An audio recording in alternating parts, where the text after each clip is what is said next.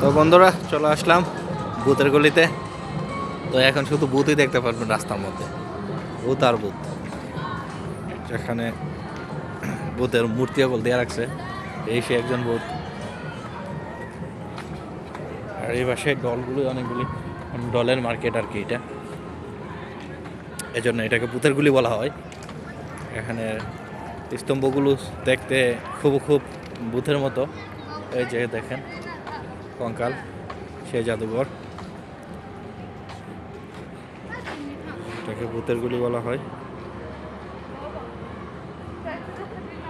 দেখতে পাচ্ছেন সে ভূতের গুলি, আর এটা হচ্ছে ভূতের ঘর। এখানে যদি আপনি হঠাৎ করে একা আসেন আর লাইট নিবানো থাকে, তাহলে তো দেখলে মনে করবেন যে ভূত। দেখতে পাচ্ছেন ভূতের গুলিতে ভূত কিভাবে ময়রা পয়রা ভূত হয়ে রয়েছে।